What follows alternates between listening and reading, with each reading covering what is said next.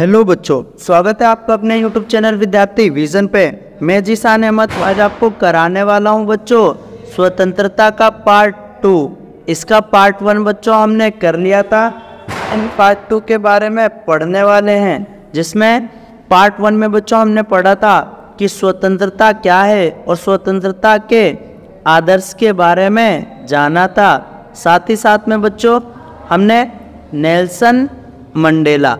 Nelson Mandela और दूसरी कहानी बच्चों आंग सान सूकी के बारे में पढ़ा।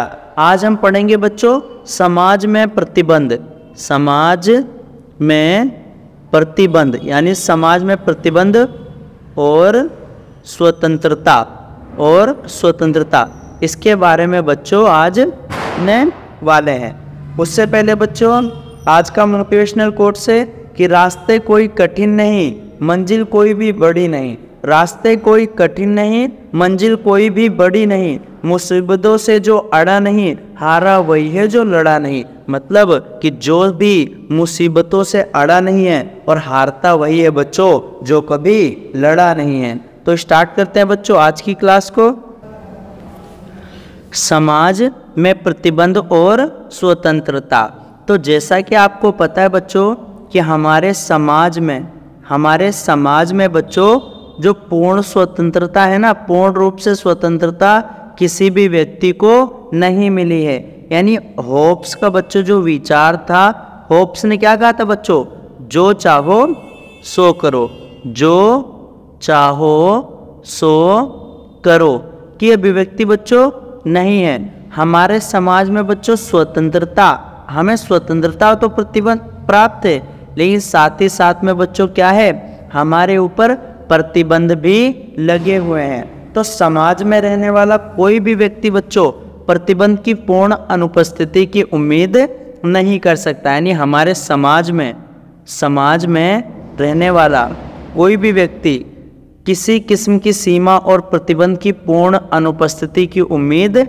नहीं कर सकता। समाज में सभी स्वतंत्रता प्राप्त कर सकें, इसलिए हमारे ऊपर कुछ प्रतिबंध आवश्यक होते हैं। यानी बच्चों समाज में सभी स्वतंत्रता प्राप्त करें, सभी स्वतंत्रता प्राप्त करें।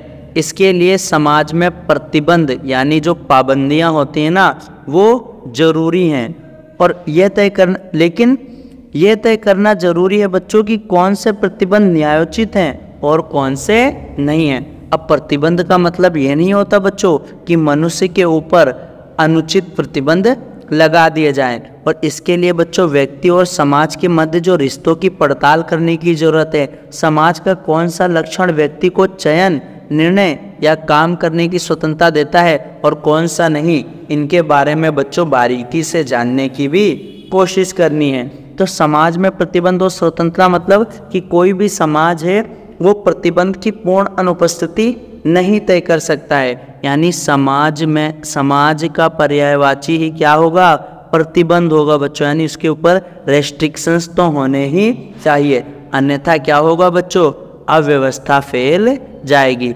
कल्पना करें बच्चों कि अगर हमारी स्वतंत्रता पे प्रतिबंध नहीं होगा बच्चों, तो कई लोग ऐसे होंगे जिनको चोरी करने की स्वतंत्रता होगी।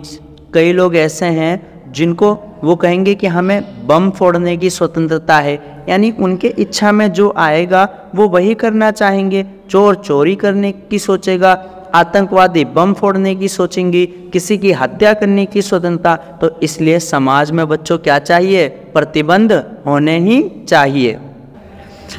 अब बच्चों वास्तव में स्वतंत्रता क्या अर्थ है, स्वतंत्रता का अर्थ कि वास्तव में स्वतंत्र होने का क्या अर्थ है।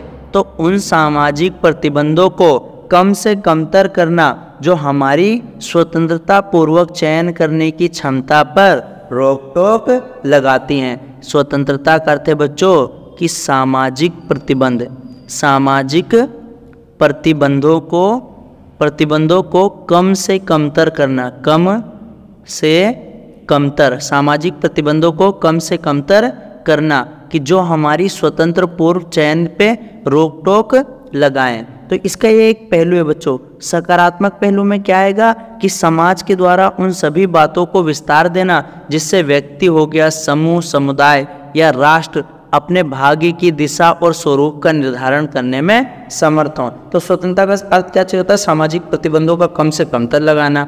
जैसे कि बच्चों मैंने बताया था आपको कि स्वतंत्रता को अंग्रेजी में क्या कहते हैं? लिबर्टी कहते हैं। और लिबर्टी किससे है बच्चों? लाइबर। और लाइबर कौन सी भाषा का शब्द है? लैटिन भाषा का शब्द है। और इसका अर्थ क्या होता है? मुक्त होना। तो लाइबर का अर्थ क्या होता है बच्चों? मुक्त होना। और इसमें मैंने बताया था बच्चों कि नेल्सन मंडेला इनकी बुक का नाम क्या था बच्चों? Long walk to freedom. साथ ही साथ में आंग सान सूकी इनकी बुक का नाम क्या था बच्चों? आंग सान सूकी का फ्रीडम फ्रॉम फियर। अगला टॉपिक है बच्चों कि हमने माना कि हमारे स्वतंत्रता पे कुछ प्रतिबंध यानी रिस्ट्रिक्शंस होने आवश्यक हैं। तो आखिर आदर्श प्रतिबंध के स्रोत क्या होने चाहिए, यानी प्रतिबंधों के स्रोत क्या हों? तो प्रतिबंध क्या होते हैं बच्चों, यानी कौन लगा सकता है हमारे ऊपर प्रतिबंध? तो प्रतिबंध या तो बाहरी नियंत्रण यानी बाहरी नियंत्रण से लगाए जा सकते हैं। प्रतिबंध किससे लगाएंगे बच्चों? बाहरी नियंत्रण यानी बाहर से कोई नियंत्रित करेगा उसको। और ये प्रतिबंध बच्चों बलपूर्वक भी लगाए जाते हैं। बलपूर्वक जैसे बच्चों कि जहाँ पे तानाशाही सरकार है वहाँ पे जो कानून होते हैं ना वो बलपूर्वक लगाए जाते हैं, यानी जबरदस्ती थोपे जाते हैं प्रतिबंध। लेकिन बच्चों जहाँ पे लोकतांत्रिक शासन व्यवस्था है ना वहाँ पे क्या होता है? कानून के द्वारा नियमों को बनाया जाता है। तो अगर पूछे बच्चों प्रतिबंध बाहरी नियंत्रण से भी लगाए जा सकते हैं और ये प्रतिबंध बलपूर्वक शासन के द्वारा या कानून बनाकर भी लगाए जा सकते हैं। कानून कहाँ पर बनेगा बच्चों? जो लोकतांत्रिक सरकार है यानी जहाँ पे लोकतंत्र है, लोकतांत्रिक सरकार है, वहाँ पे कानून बन जाएगा बच्चों। और प्रतिबंध कभी कभी पता है सामाजिक असमानता के कारण भी लगाया जा सकता है। जैसे बच्चों जो SC और ST नीची कास्ट के लोग हैं उनके साथ असमानता है बच्चों, इसलिए क्या है ऊंची जातियों पे भी कुछ प्रतिबंध लगा दिए जाते हैं। जिससे क्या होता है कि हमारे बीच में समाज में आर्थिक असमानता भी है ना, आर्थिक असमानता खत्म हो जाए। यानी आर्थिक असमानता भी स्वतंत्रता पर एक प्रतिबंध ही है। तो लोकतांत्रिक सरकार में केवल न्यायोचित प्रतिबंध ही लगा सकते हैं, यानी जो उचित हो, अन्यथा बाकी प्रतिबंधों को हम लगा नहीं सकते। तो जैसा कि आप देख रहे हैं बच्चों कि यहाँ पे प्रतिबंध, आदर्श प्रतिबंध के स्रोत क्या क्या हैं। तो अगर पूछे कि प्रभुत्व और बाहरी नियंत्रण, यानी बाहरी नियंत्रण से पहला ये लगा सकते हैं बलपूर्वक, और बलपूर्वक और कानून के माध्यम से भी लगा सकते हैं। सामाजिक असमानता के कारण भी प्रतिबंध लगाए जाते हैं बच्चों, आर्थिक असमानता के कारण लगाए जाते हैं। साथ ही साथ में जो कल्याणकारी राज्य है ना वहाँ पे समाज में जो है असमानता, समाज में क्या करने के लिए बच्चों?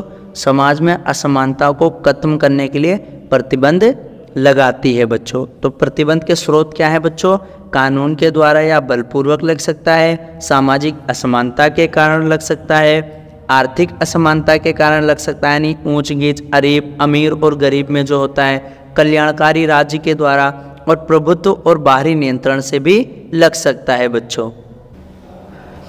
अब बच्चों हमारे मन में एक प्रश्न उठना स्वाभाविक ही है कि आखिर ये जो प्रतिबंध होते हैं ना ये हमारे ऊपर क्यों लगाए जाते हैं, या इन प्रतिबंधों की आवश्यकता ही क्यों है? समाज में सबको बराबरी का अधिकार दे देना, सबको सब चीज़ समान बांट देना, यही तो स्वतंत्रता होगी, जिसको जो मन में आए करने की आज़ादी देना। तो आखिर ये प्रतिबंध क्यों लगाए जाते हैं हमारे ऊपर? तो इसका जवाब है बच्चों कि हमें प्रतिबंधों की आवश्यकता क्यों है। तो पहले हम देखते हैं बच्चों कि प्रतिबंध के अभाव की स्थिति में, यानी यदि प्रतिबंध नहीं रहेंगे तो क्या होगा। तो प्रतिबंध के अभाव की स्थिति में बच्चों सबसे पहले समाज में क्या होगी? अव्यवस्था फैल जाएगी, यानी जब किसी के पास प्रतिबंध नहीं होगा, सब लोग पूर्ण रूप से स्वतंत्र होंगे, तो चोर के अंदर बच्चों चोरी करने की स्वतंत्रता आएगा। एक विस्फोटक के अंदर बच्चों विस्फोट यानी बम फोड़ने की स्वतंत्रता आ जाएगी, है ना। लोग क्या करेंगे, स्वतंत्रता पूर्वक सारे काम करेंगे बिना किसी प्रतिबंध के। तो इससे क्या होगा, दूसरों की स्वतंत्रता जो है हानि होगी, और इसलिए समाज में क्या होगा बच्चों, अव्यवस्था फैल जाएगी। प्रतिबंध के अभाव में क्या होगा बच्चों, सीमित संसाधनों के लिए प्रतिस्पर्धा। जो सीमित संसाधन होते हैं ना बच्चों, हमारे पास समाज में संसाधन कैसे हैं, सीमित हैं, इसके लिए क्या होगा, प्रतिस्पर्धा बढ़ जाएगी, यानी कंपटीशन होने लगेगा, और लोग एक दूसरों को क्या करेंगे, हानि पहुंचाकर आगे बढ़ते रहेंगे। आप तीसरा पॉइंट क्या है बच्चों, आपसी संघर्ष। आपसी संघर्ष यानी आपस में संघर्ष होगा बच्चों, वाद विवाद होगा, और संघर्ष बाद में बच्चों इस चौथा पॉइंट है, हिंसक हो जाएगा। तो प्रतिबंध के अभाव की स्थिति में बच्चों अव्यवस्था फैल जाएगी, सीमित संसाधनों के लिए प्रतिस्पर्धा होगा, और उसका आपसी संघर्ष और वाद विवाद होगा, और संघर्ष बाद में हिंसक रूप धारण कर लेगा। साथ ही साथ में बच्चों इसको नोट्स में पढ़ते हैं कि प्रतिबंध के अभाव की स्थिति में वास्तव में क्या होगा समाज में। तो मुक्त समाज में अपने विचार को बनाए रखने और जीने अपने तरीके के विकसित करने लगेंगे वो लोग। सीमित संसाधनों के उचित बंटवारों के लिए जरूरी है ना। टकराव की स्थिति में रोकने के लिए जरूरी है प्रतिबंध हमें, और सार्वजनिक कल्याण के लक्ष्य के लिए भी जरूरी है, दूसरे व्यक्ति के अधिकारों की रक्षा के लिए भी जरूरी है, और मुक्त समाज में अपने विचारों को बनाए रखने और जीवन जीने के तरीके को विकसित करने के लिए भी जरूरी है। तो ये प्रतिबंधों की आवश्यकता है बच्चों। आवश्यकता क्यों है और आवश्यकता क्या, ये दोनों पॉइंट आपको प्लस कर लिखना है, और ये आपके क्या होगा, एग्जाम में बच्चों आ सकता है कि प्रतिबंध किसे कहते हैं, प्रतिबंध किसके द्वारा लगाया जाता है, हमें प्रतिबंध की आवश्यकता क्यों है, प्रतिबंध हो रहा क्यों जरूरी है। तो इसी में बच्चों एक क्वेश्चन बनता है आपका कि हमें प्रतिबंध की आवश्यकता क्यों है, प्रतिबंध होना जरूरी क्यों है। तो हिंसा पर नियंत्रण और विवादों को निपटारे के लिए प्रतिबंध चाहिए, यानी जो वाद विवाद है ना बच्चों हिंसक रूप ले सकता है, उस हिंसा को बच्चों नियंत्रण करने के लिए, रोकने के लिए प्रतिबंध जरूरी है। तो कानूनी और राजनीतिक प्रतिबंधों के द्वारा दूसरे पहलू के विचारों को एक दूसरे पर आरोपित किए जा सकते हैं, यानी एक समूह अपने विचार दूसरे समूह पे क्या करेगा, आरोपित कर सकता है कि तुम इस चीज़ को ऐसे इस तरीके से वो करो। तो इसलिए प्रतिबंध क्या है, जरूरी है बच्चों। तो बिना चर्चा और वाद विवाद की, बिना चर्चा के वाद विवाद हो जाएगा आपस में, है ना। तो सभी को समान स्वतंत्रता प्रदान करने के लिए सब पर कुछ ना कुछ प्रतिबंध होना जरूरी है, यानी इसलिए हमें प्रतिबंधों की आवश्यकता है। तो अगर पूछे बच्चों प्रतिबंध यानी स्वतंत्रता के साथ स्वतंत्रता, प्रतिबंध और स्वतंत्रता एक ही सिक्के के दो पहलू हैं। हमारी स्वतंत्रता को बनाए रखने के लिए प्रतिबंध भी आवश्यक, बहुत जरूरी हैं बच्चों। और यदि प्रतिबंध नहीं होगा बच्चों तो इससे दूसरों को क्या होगी, हानि होगी। और हानि ये कैसी हो सकती है बच्चों, गंभीर हानि भी हो सकती है। तो आइए बच्चों इसी से रिलेटेड हम पढ़ेंगे एक हानि सिद्धांत के बारे में। किसके बारे में पढ़ेंगे बच्चों, हानि सिद्धांत। तो बच्चों यदि आपसे पूछे कि हानि सिद्धांत क्या है, हानि सिद्धांत यानी लॉस थ्योरी क्या है बच्चों, तो हानि सिद्धांत सबसे पहले तो बच्चों किसने दिया है, जॉन स्टुअर्ट मिल ने दिया है। किसने दिया बच्चों, जॉन स्टुअर्ट मिल, यानी इनको हम क्या कहते हैं बच्चों, जे.एस. मिल भी कहते हैं। तो जे.एस. मिल ने क्या दिया है बच्चों, हानि सिद्धांत दिया है। और जो जे.एस. मिल थे ना वो क्या थे बच्चों, उदारवादी विचारक थे। इन्होंने एक लेख लिखा था बच्चों, उसका नाम था ऑन लिबर्टी, और ऑन लिबर्टी में ही इन्होंने लॉस थ्योरी मतलब हानि सिद्धांत को प्रतिपादित किया, हानि सिद्धांत। और इस हानि सिद्धांत में बच्चों इन्होंने कहा था कि किसी के कार्य करने की स्वतंत्रता में हम तब हस्तक्षेप कर सकते हैं एकमात्र उसका लक्ष्य क्या होगा बच्चों, आत्मरक्षा। यानी जब आत्मरक्षा की बात आएगी जब भी हम क्या करेंगे, दूसरों की स्वतंत्रता में हस्तक्षेप कर सकते हैं, अन्यथा हम उसकी स्वतंत्रता में हस्तक्षेप नहीं कर सकते। तो उदारवादी विचारक जे.एस. मिल कैसे थे बच्चों, उदारवादी विचारक के थे, है ना। जॉन स्टुअर्ट मिल यानी जे.एस. मिल, और इनका निबंध क्या था बच्चों? ऑन लिबर्टी में इन्होंने हानि सिद्धांत दिया था, और हानि सिद्धांत में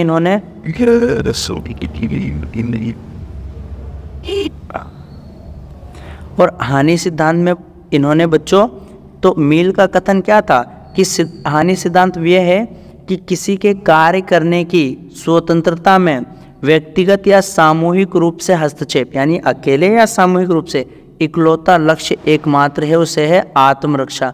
यानी हम किसी की स्वतंत्रता में जब हस्तक्षेप कर सकते हैं जब हमारी आत्मरक्षा की बात आए। सभ्य समाज के किसी सदस्य की इच्छा के खिलाफ शक्ति के औचित्यपूर्ण प्रयोग का एकमात्र उद्देश्य किसी अन्य को गंभीर हानि से बचाना है।